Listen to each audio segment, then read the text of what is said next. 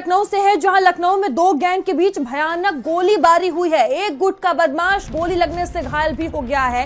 एक गैंगस्टर ने दूसरे गैंग पर अटैक कर दिया। पुलिस व्यवस्था को रौंदते दो गैंग में ये गोलाबारी हुई है। बता दें कि दो स्कॉर्पियो से एक युवक का पीछा किया गया, जहां होटल में छिपने पर देखिए वहां पर घुसकर गोली मारी गई है। इंदिरा नगर इलाके में वसूली पर गैंगस्टर हावी हुए हैं। इलाके में जमीन कारोबार पर भी गैंगस्टर हावी हैं। पुलिस की खामोशी है, मिली भगत पर अब देखिए सवाल खड़े हो रहे हैं। लखनऊ के इंदिरा नगर थाना क्षेत्र में ये वारदात हुई है। तो इंदिरा नगर इलाके में चौथ वसूली पर गैंगस्टर हावी नजर आ रहे हैं।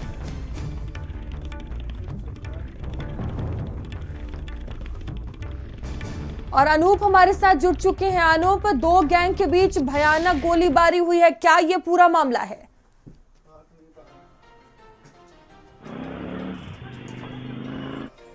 है इसके ऊपर भी पहले से ही कई मुकदमे दर्ज हैं। लिहाजा एक के बाद एक जो है इसके ऊपर कई फायरिंग की गई थी। करीब 10 से 12 लोग पहुंचे थे और इसको जो है टारगेट करके करीब 4 से 5 गोली मारी गई थी। इसकी जो हालत है वो, क्योंकि लगातार डॉक्टर जो है उसका इलाज कर रहे हैं, लेकिन इस पूरे मामले में कहीं ना कहीं जो गैंगवार दिखाई दी है, क्योंकि इससे पहले भी ये माना जा रहा है कि जो जिसको गोली मारी गई है ये दूसरे पक्ष ने पहले भी जो है इनके ऊपर हमला किया था। लिहाजा ये रंजिश से जुड़ा हुआ मामला है, प्रॉपर्टी से रिलेटेड मामला है, दो गैंगस्टर के बीच ये विवाद से जुड़ा हुआ मामला है। लिहाजा पुलिस की जो टीमें हैं इस पे काम कर रही हैं। जो सीसीटीवी फुटेज आया है उसमें जो आप देख रहे हैं कि किस तरह से 3 गाड़ियों से जो है लोग पहुंचते हैं, उसके बाद एक के बाद एक जो है गोली दौड़ा के मारी जाती है और जो बदमाश है वो फरार भी होते हैं। हालांकि अभी भी बड़ा सवाल है कि इस पूरे मामले में एक भी गिरफ्तारी अभी तक नहीं हो पाई है, जबकि कई घंटे जो है इस पूरे घटना को बीत चुके हैं। लिहाजा पुलिस की टीमें बनाई गई हैं और सीसीटीवी के आधार पे, तमाम साक्ष्यों के आधार पे, तमाम बयानों के आधार पे पुलिस ने मुकदमा भी दर्ज किया है भाई की तहरीर पे। लेकिन अभी भी बड़ा सवाल है कि एक भी गिरफ्तारी जो है किसी भी हमलावर की नहीं की गई। ठीक है अनु, बने रहिएगा आप हमारे साथ। तो देखिए अभी तक जो आरोपी हैं उनकी गिरफ्तारी नहीं हुई है और पुलिस की खामोशी यहाँ पर देखने को मिली है। मिली भगत की आशंका जताई जा रही है। दो गैंग के बीच भयानक ये गोलीबारी हुई है। तो देखिए यहाँ पर जो जीरो टॉलरेंस की बात की जाती है, कहीं ना कहीं उस पर बड़े सवाल उठ रहे हैं, क्योंकि देखिए पहले भी इस तरह के हमले हो चुके हैं और अनूप लगातार हमारे साथ बने हुए हैं। अनूप देखिए जिस तरह से आपने बताया कि पहले भी इस तरह की जो घटना है वो हो चुकी है, कोई भी कार्रवाई नहीं की गई। अब पुलिस व्यवस्था पर सवाल उठ रहे हैं। जिस तरह से जीरो टॉलरेंस की बात की जाती है वो जमीनी स्तर पर फेल नजर आ रहा है। मिली भगत पर भी अब पुलिस की कार्यशैली पर अब सवाल है। देखिए बिल्कुल ये जो विवाद है ये कहीं ना कहीं प्रॉपर्टी और रंजिश से जुड़ के जो है सामने आया है। इसमें दोनों तरफ से इससे पहले भी जो है गोलियां चली हैं, हमले किए गए हैं और तमाम जो विवाद सामने आए हैं। क्योंकि अब यही बड़ा सवाल है कि आखिर पुलिस ने अब तक इसमें क्यों बड़ा एक्शन नहीं लिया। मुकदमा तो दर्ज किया गया है लेकिन अभी तक एक भी आरोपी गिरफ्तार नहीं किया गया है, जबकि जो आरोपी हैं वो सीसीटीवी फुटेज में साफ तौर पे दिखाई दे रहे हैं कि किस तरह से हमलावर जो है वहां पहुंचे और पूरी घटना को अंजाम दिया गया। काफी देर तक जो है गोलियां चलती रही। उसके बाद भी आप समझिए, क्योंकि सर्वोदय नगर ये चौराहे का मामला है जहां पे पुलिस कुछ ही दूर पर मौजूद रहती है, लेकिन ना वहां पे पुलिस पहुंची और ना ही किसी तरह का कोई जो बड़ा एक्शन है अभी दिखाई दिया। अभी गिरफ्तारी किसी भी एक आरोपी की नहीं की गई है। बिल्कुल, एक भी गिरफ्तारी नहीं हुई है। पुलिस की कार्यशैली पर बड़ा सवाल उठ रहा है, क्योंकि देखिए इससे पहले भी मामला सामने आया था।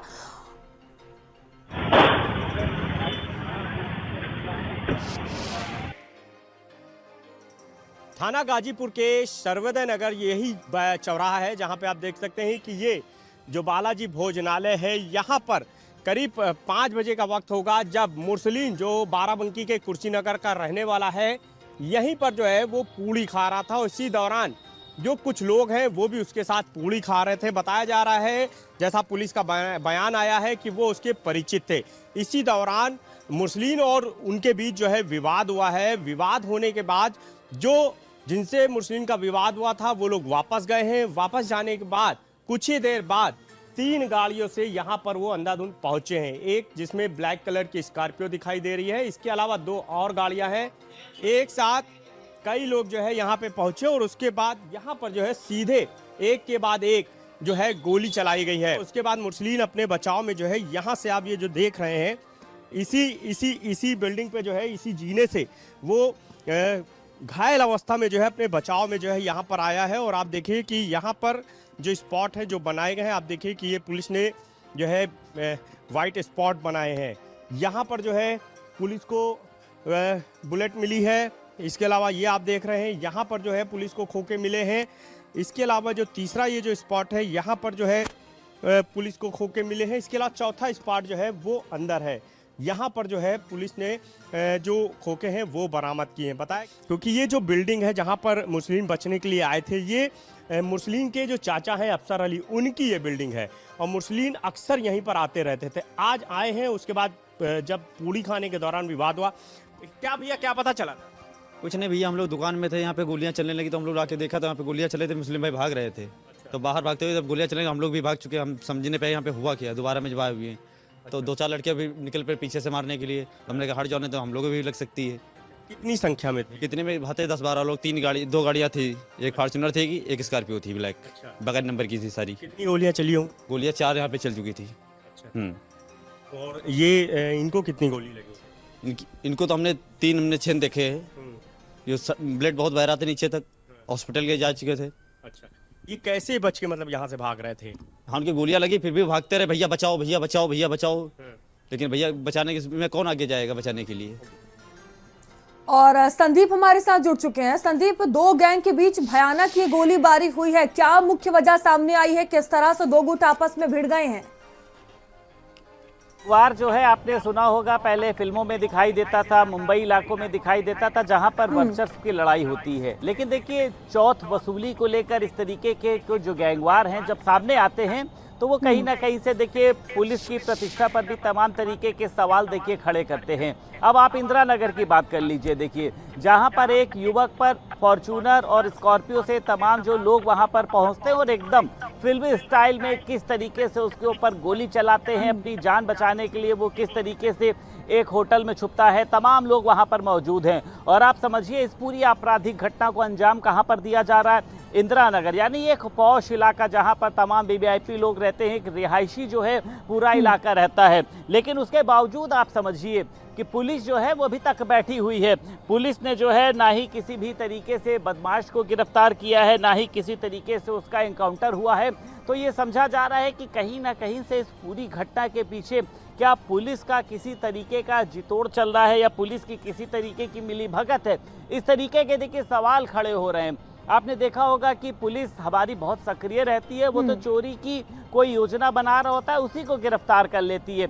लेकिन इतने बड़े पैमाने पे गैंगस्टर देखा जा रहा है लखनऊ के अंदर, फॉर्च्यूनर से लोग पहुंच रहे हैं, स्कॉर्पियो से लोग पहुंच रहे हैं, हाथों में पिस्टल है, सीसीटीवी और वायरल हो रहा है और उसके बावजूद देखिए अभी तक किसी भी तरीके की कार्रवाई ना होना, मुझे लगता है कि ये बदमाशों के हौसले बिल्कुल संदीप, देखिए इसको लेकर जो कानून व्यवस्था को लेकर बड़े बड़े दावे किए जाते हैं, कहीं ना कहीं वो जमीनी स्तर पर फेल नजर आ रहे हैं, क्योंकि देखिए पुलिस की कार्यशैली पर यहाँ पर बड़ा सवाल उठ रहा है। फिलहाल आपका बहुत धन्यवाद जानकारियों के लिए।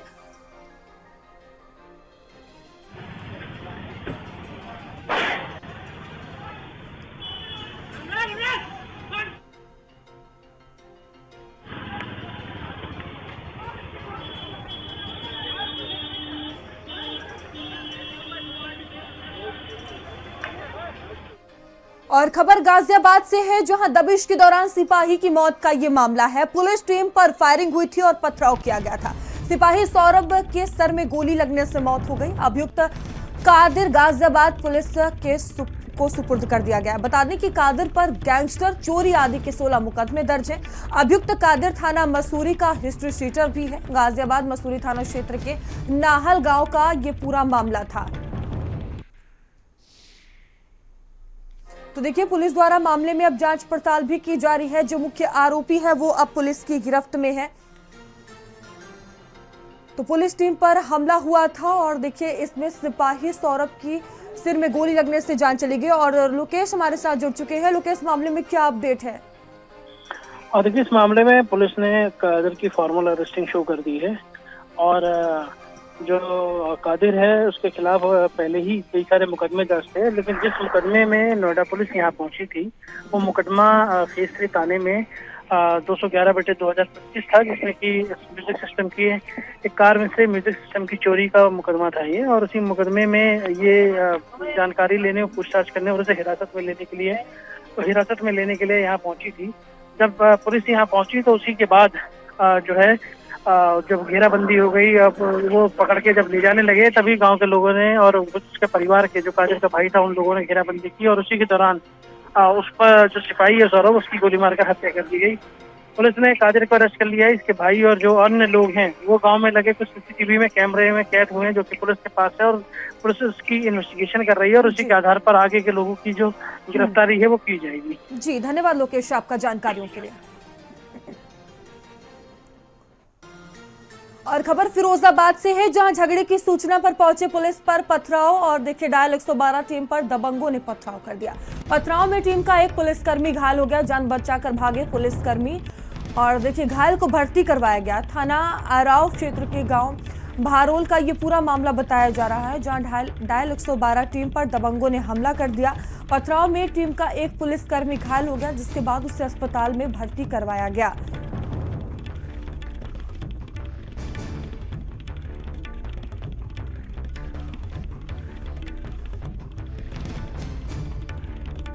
राव पड़ता है, इसमें एक गांव है भरौल, वहां पर पारिवारिक विवाद हो रहा था, जिसमें कि जो मकान मालकिन का लड़का था दारू पी करके अपने घर वालों से पैसे और दारू के लिए लड़ रहा था और मकान मालकिन की लड़की के द्वारा 112 को कॉल किया गया था। 112 जब वहां पर पहुंची तो ऊपर से जो उसका लड़का था दारू के नशे में, उसने पुलिस पे पथराव करके, जिसमें कि एक पुलिसकर्मी को चोट आई है, जिसको कि इलाज के लिए फिरोजाबाद रेफर किया गया है।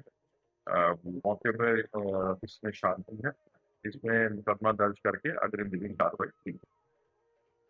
हमारे साथ जुड़ चुके हैं जितेंद्र, पुलिस टीम पर हमला हुआ है, क्या पूरा मामला?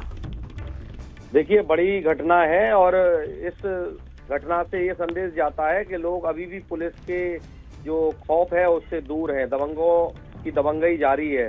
ये अराव थाने के भारोल गांव की घटना है। पारिवारिक विवाद की सूचना पर पुलिस पहुंची और पथराव के बाद पुलिस को जान बचाकर भागना पड़ा। इसी दौरान एक पुलिसकर्मी को चोटें भी आई हैं, जिन्हें अस्पताल में भर्ती कराया गया है। पूरे मामले में पुलिस ने FIR दर्ज कर ली है, लेकिन आरोपी अभी भी फरार है। पुलिस का ये मानना है कि जल्द गिरफ्तारी होगी, लेकिन इस घटना से इलाके में दहशत का माहौल है और जो दबंगे गुंडे थे उन्होंने एक अपना वजूद बना लिया था कि पुलिस पर इस तरह पथराव किया जाए और लोगों में भय हो। तो इस भय को तोड़ने का काम पुलिस को करना होगा। लोगों को भयमुक्त करने की जो व्यवस्था है पुलिस की, उसको पूरा करना पड़ेगा। जी धन्यवाद जितेंद्र आपका जानकारियों के लिए।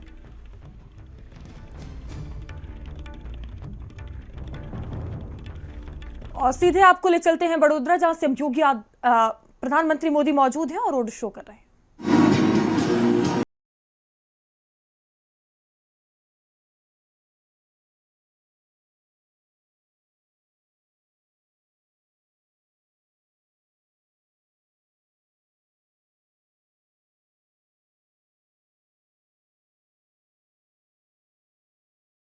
प्रधानमंत्री मोदी रोड शो कर रहे हैं। ये तस्वीरें हम आपको दिखा रहे हैं। बड़ी संख्या में जो लोग हैं वहां पर पहुंचे हुए हैं।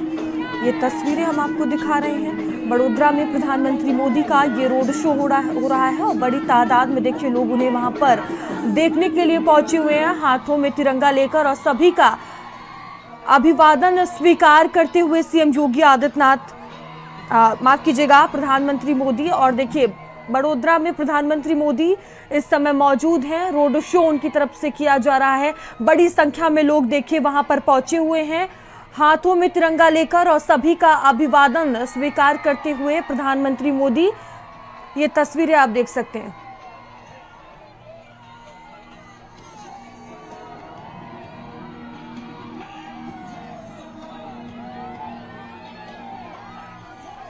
तो देखिए बड़ोदरा में प्रधानमंत्री नरेंद्र मोदी का ये रोड शो हो रहा है। बड़ी तादाद में लोग पहुंचे हुए हैं।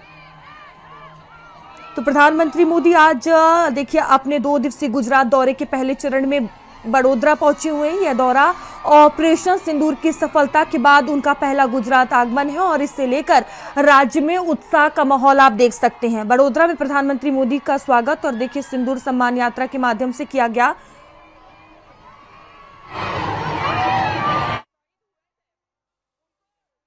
श्रद्धांजलि है।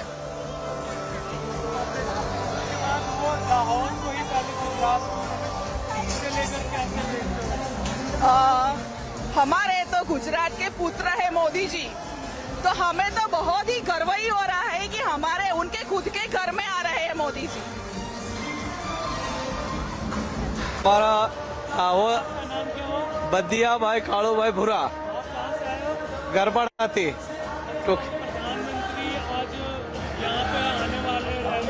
हाँ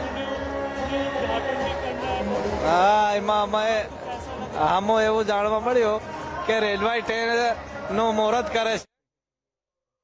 तो देखिए प्रधानमंत्री मोदी आज अपने 2 दिवसीय गुजरात दौरे के पहले चरण में बड़ोदरा पहुंचे हुए हैं। यह तस्वीर आप देख सकते हैं। यह दौरा ऑपरेशन सिंदूर की सफलता के बाद उनका पहला गुजरात आगमन है और इसे लेकर राज्य में एक अलग ही जो उत्साह है वो देखने को मिल रहा है। और देखिए प्रधानमंत्री मोदी का भव्य स्वागत किया गया है।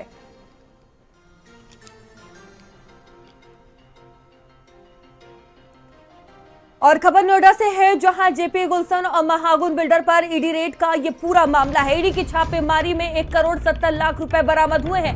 लंदन से जुड़े दस्तावेज और कंप्यूटर और हार्ड डिस्क सीज किया गया है। बता दें कि दिल्ली और यूपी में कंपनियों पर एफआईआर का संज्ञान लिया गया है। एफआईआर का संज्ञान लेकर ईडी टीम ने छापेमारी की है। निवेशकों से लिया पैसा और विदेशों में भेजने के भी सुराग मिले हैं। सिंगापुर और थाईलैंड से मनी लॉन्ड्रिंग के तार जुड़ते हुए नजर आए हैं। बायर्स का 12,000 करोड़ डकार गया बिल्डर। बता दें कि बायर्स का पैसा विदेशों में दूसरे कामों में लगाया गया।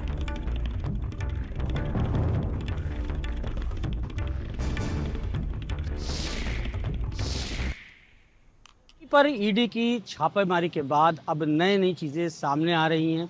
जेपी समेत जेपी की जो सहयोगी कंपनियां थीं, गुलशन, महागुन और भी कई ऐसी कंपनियां थी जहां पर छापेमारी हुई। इसमें 1 करोड़ 70 लाख रुपए कैश बरामद किया गया है। तकरीबन 12,000 करोड़ रुपए का ये पूरा घोटाला है, जिसमें जेपी और उसकी सहयोगी कंपनियों ने बायर्स से पैसा लिया और उस पैसे को विदेशों में लंदन तक के तार इसमें पाए गए हैं। कई ऐसी हार्ड डिस्क बरामद हुई हैं। उन हार्ड डिस्कों में थाईलैंड, सिंगापुर, लंदन में कई ऐसे प्रोजेक्ट हैं जो उनके प्राइवेट बिजनेसेस हैं, उनमें वो पैसा इन्वेस्ट किया गया है। यानी ये कहा जाए जो मनी लॉन्ड्रिंग है पूरी तरीके से यहाँ पर जो है दिखाई दे रही है। जो ईओडब्ल्यू में मुकदमे दर्ज हुए थे उसी को लेकर ईडी ने ये छापेमारी करी थी और बताया जा रहा है यहाँ पर हार्ड डिस्क मिली है। उससे साफ पता चलता है कि जो बायर्स के 12,000 करोड़ रुपए हैं वो अलग अलग देशों में इन्वेस्ट किए गए हैं, अलग अलग नामों से। फिलहाल तकरीबन 4 से 5 बिल्डरों पे अभी शिकंजा कसा है ईडी ने। आने वाले वक्तों में ईडी बाकायदा इनके खिलाफ एफआईआर दर्ज कर सकती है। कैमरा पर्सन साजिद के साथ दानिश शरीफ, भारत समाचार, नोएडा। और खबर लखनऊ से है, जहां सीएम योगी आदित्यनाथ ने आवाज पर जनता समस्याएं सीएम योगी आदित्यनाथ ने सुनी।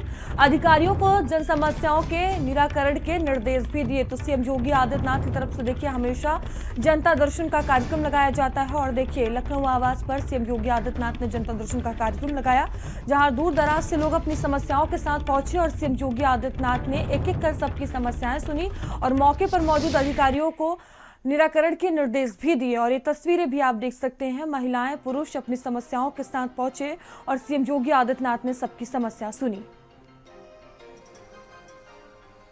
और खबर गोंडा से है, जहां गोंडा केसीसी पेंटिंग पर भड़के डॉक्टर संजय निषाद बोले जिले में कुछ अधिकारी पिछली सरकारों के ऐसे अधिकारियों को खोज कर निकाला जा रहा है, ये कहा गया है उनकी तरफ से। पंचायत चुनाव को लेकर संजय निषाद का बयान सामने आया। पंचायत चुनाव बिना सिंबल के होता है, बीजेपी से 4 लड़ेंगे तो निषाद पार्टी को कैसे रोकेंगे।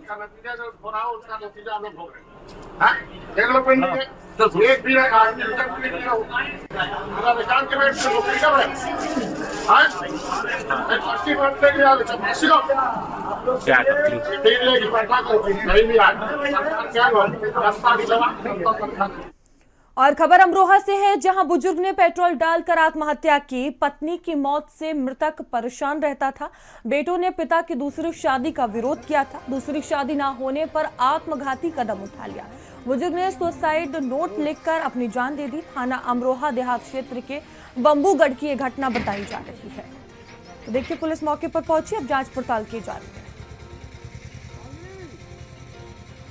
और खबर रायबरेली से है, जहां बारातियों से भरी कार अनियंत्रित होकर पलट गई। नील गाय से टकराकर अनियंत्रित हुई थी कार पलटने से महिलाओं समेत 4 लोग घायल हो गए। 4 घायलों में 2 की हालत नाजुक बताई जा रही है। अस्पताल रेफर किया गया है। खीरो क्षेत्र के किसौली गांव के पास की ये पूरी घटना बताई जा रही है।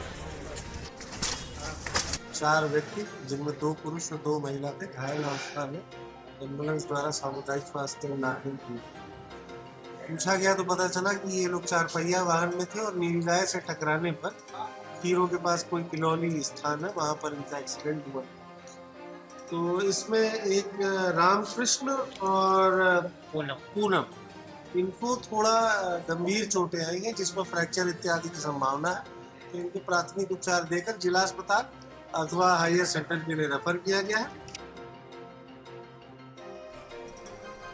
और खबर अमेठी से है, जहां एक ही परिवार के 3 लोगों की मौत का ये पूरा मामला है। पीड़ित परिजनों से सांसद किशोरी लाल शर्मा मुलाकात किए हैं। परिजनों से मुलाकात कर संवेदना व्यक्त की है। बता दें कि सांसद ने परिजनों को हर संभव मदद का भरोसा दिलाया है। घायल व्यक्ति के इलाज को लेकर डॉक्टरों से बात की है। एक ही परिवार के 9 लोग अस्थि विसर्जन को गए थे, जहां अचानक नदी में 9 लोग डूबने लगे थे और मौजूद लोगों में 5 लोगों को सुरक्षित निकाला गया और 4 लोग डूबे।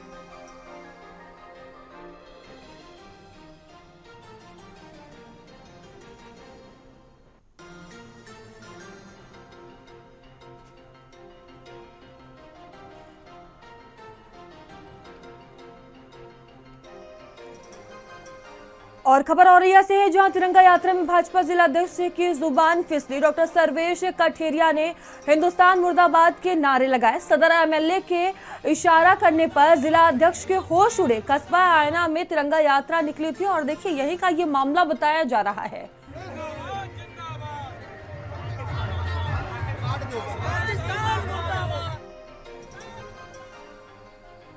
तिरंगा यात्रा निकाली जा रही थी, उसी समय भारतीय जनता पार्टी के जिला अध्यक्ष डॉक्टर सर्वेश कठेरिया जी द्वारा हिंदुस्तान मुर्दाबाद के नारे लगाए गए। एक तिरंगा यात्रा में अपने देश को मुर्दाबाद कह रहे हैं। इनको मैं देखना चाहता हूं कि भारतीय जनता पार्टी या प्रशासन क्या इनको बड़ी से बड़ी सज़ा देने का काम करेगा, क्योंकि इससे बड़ा अपराध इनका कुछ हो नहीं सकता। उन्होंने अपनी जुबान से जो हिंदुस्तान को मुर्दाबाद कहा है, तो वो स्वयं भी अपनी सज़ा बताएं कि उनको क्या सज़ा मिलनी चाहिए, और प्रशासन और भारतीय जनता पार्टी की सरकार भी ये डिसाइड करे कि इनको क्या सज़ा देगी बड़ी से बड़ी। ये मेरी मांग है। वहीं कई दिनों से लगातार पड़ रही गर्मी के बाद मौसम का मिजाज बदल गया, जिससे बीती देर सहारनपुर में सब्जियों की फसल प्रभावित हुई है।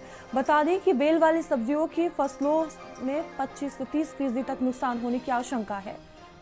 अभी बारिश है, बहुत ज्यादा नुकसान हो गया फसल को। खीरे को, लौकी, भुट्टे की मक्की थी, वो भी सब खत्म होगी। इसमें आम के पेड़ लगाए थे, इनमें बहुत नुकसान है। पॉपुलर के लगे थे, टूट गए सारे। तूफान के कारण बहुत ज्यादा नुकसान है। जी सरकार से है, सरकार इसका मुआवजा दे। कुछ हमारी बात तो वहाँ पहुँचे, वहाँ तक पहुँचाओ। जी बारिश बहुत हुई, बहुत मोटा नुकसान है। 15 बीघे खीरे था।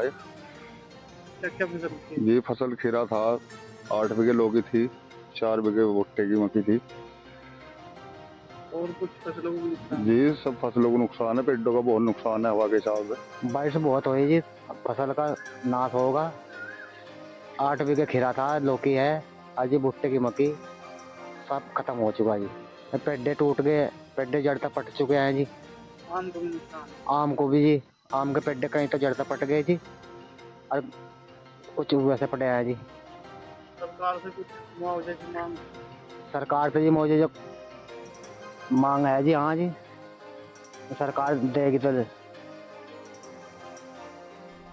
और खबर हरदोई से है, जहां देर रात हरदोई के नवनियुक्त जिलाधिकारी अनुनय झा ने मेडिकल कॉलेज और उससे संबद्ध महिला चिकित्सालय का निरीक्षण किया। मिली ढेरों खामियां, अनुपस्थित मिले महिला डॉक्टर मेघा की लोकेशन लखनऊ मिली। इस पर कड़ी कार्रवाई के निर्देश भी डीएम की तरफ से दिए गए। सबसे पहले हमने इमरजेंसी रूम देखा।